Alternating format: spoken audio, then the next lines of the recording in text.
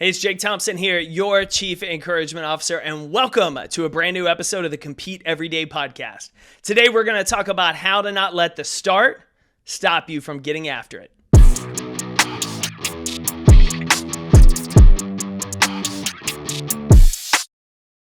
Welcome back, Competitor Nation. If you're watching on YouTube, make sure that you hit that like and subscribe button so you don't miss any episode we put out here on YouTube. I'm so glad you're back for this episode because I know the start is what stops a lot of us. We start out, we're standing at the starting line. We just don't want to go. We're worried about, am I going to take the wrong step? Is this the right direction? We get in our own heads and talk ourselves out of it, and what we do is nothing. Literally, we procrastinate, we make excuses, we talk ourselves out of it, and we go from getting ready to launch and get after day one, today, let's go, I'm jacked, to waiting, and waiting, and waiting, and all that time we keep telling ourselves, I'm going to get after it, I'm going to start again, I'm going to go after that goal, but I don't. Maybe you know that feeling. It could be something as simple as preparing for an upcoming sales presentation. It could be as simple as going into the gym. It could be just going on a run, starting a new habit, trying to build your self-talk. You name it. Like there's a list of things that we tell ourselves we're going to do one day, but we never do. The start stops us. It's not getting after it. It's not hitting an obstacle. It's not going and failing and having to get back up again. It's literally the start prevents us from going anywhere. Do you know the scariest part of running a race of a competition? It's not the practice. It's not the training days getting up to go run and put in the miles as you build your endurance. It's not the mornings in the gym, getting on the rower and working by yourself or lifting weights. It's not even during the middle of the race or the competition when you're running, when you're lifting, when you're moving.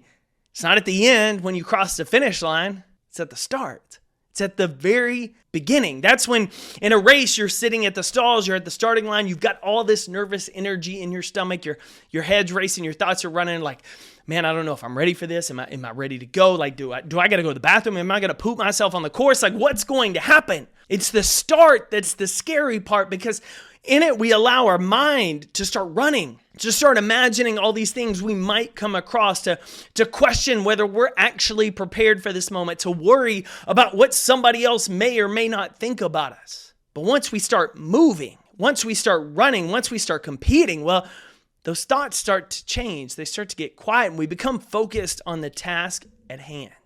It's the start that stops most of us.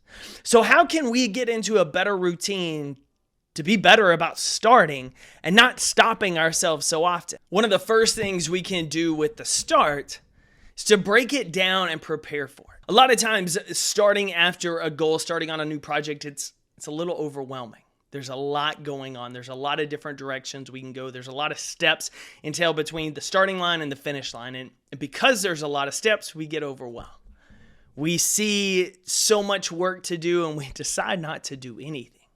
One of the easiest ways to just get going is to identify what's the next step I could take. What's one step I could take? Just picking out the first one helps us identify the shortest, easiest goal. If your struggle is to get up and go work out in the morning, then your easiest first step is to set your alarm the night before and put it across the room so you're forced to get out of bed first thing in the morning. Second thing it would be to do is put your running shoes and workout clothes right where your alarm is. So by that point, you've forced yourself to get out of bed to turn off that alarm before your dog starts barking at you, your spouse leans over and hits you because the alarm's going off. So you've already set yourself up for success there. And when you get to the alarm, your workout clothes are already there. No excuses. Put them on, out the door. Let's go. Setting that first step. What's the one step that's going to help ensure success? The other thing that we can do to really help us with the start is to break down our goals into teeny, tiny, bite-sized chores. A lot of us have vague goals, we'll say. We say we want to lose weight. We say we want to be a better runner. We say we want to be better at sales. Like we tell ourselves this, and it's good to have a general idea, but we've got to be specific. Not, I want to lose weight. I want to be able to fit in those pants that I wore 5 years ago. Not, I want to be a better runner. I want to be able to run a consistent 9-minute mile. Man, I want to be better at sales. I want to have a really good outbound call and be able to handle the top 3 rejections that my teammates consistently get flawlessly. We need specific targets. Our brain hates vague. It hates vague, and it's going to find any way and every way to avoid vague. When I sit down to work on a project, if I were to write a book, if I'm working on book 2 and I just write a book as my objective for the day, I'm going to avoid doing that objective very often because it's very vague. It's overwhelming. I start thinking about how much work goes into the book and how much I have to do, but instead I just write one paragraph for chapter 3 on winning over the future. That's it. One paragraph on one chapter, specifically targeted. The beauty of that is it allows me to lock in onto a very short task at a very specific target. Then if I finish that paragraph, I can keep going at that point, but I'm not obligated to because my target was one short thing.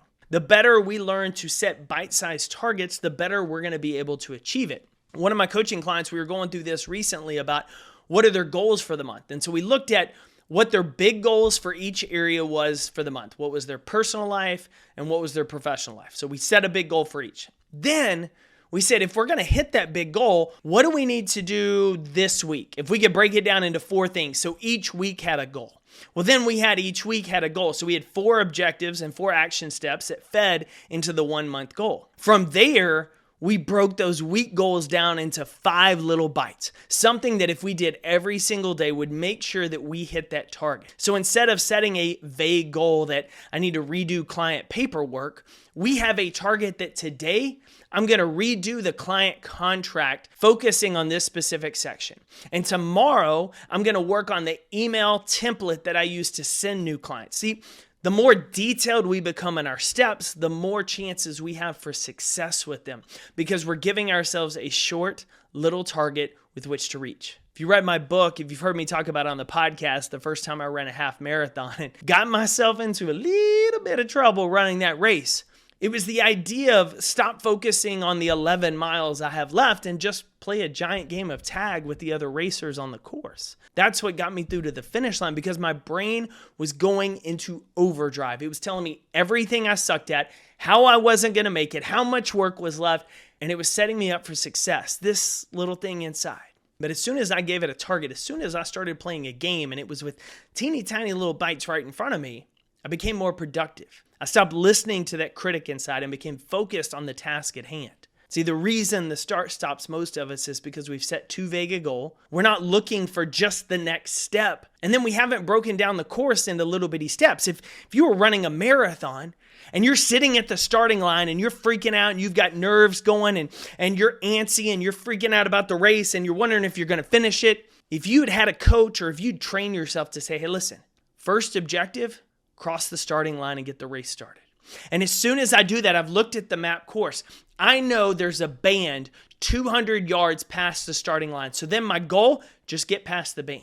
And after that, I know there's a pond that we're going to run around between mile 1 and mile 2. So once I get past the band, my focus becomes just run around that pond. The sooner we're able to break down those goals into visual, detailed, teeny tiny bites, the more effective we're going to be and the less likely we're going to be stuck standing at the starting line waiting to get going. If you want to be successful this year in your pursuits, you got to throw away the vague goal and you got to write a detailed one. And then once you write that detailed one, just word vomit onto a piece of paper every single step you can think of that you need to do to reach it. Then number those in priority. Then, even better, once you have that list, break down that step into 2, 3, 5, 10 little bitty steps. Turn on my computer, open a Word document, write the first sentence of the book, write the first paragraph of the book, focus on the second paragraph. See, as detailed, as minutia as it can seem, it helps you keep moving forward because it's giving your brain and focus a target that it can achieve. Something right in front of you that you can reach, that you can do, and that will keep you moving forward, building your momentum, especially when you're not motivated or you want to procrastinate. Average people talk about what they're going to do. They tell you what they'll get to one day and what they wish they could achieve, but ultimately the start is what stops average. Winners, they get started. They make adjustments. It's not always perfect. It's not always flawless. They're going to make mistakes and they're going to have setbacks, but they never get themselves caught standing at the starting line well after the gun's gone off. Break down your goal. Bite-sized bits. Get after it just like Pac-Man. I'm cheering for you, competitor. Go win your day.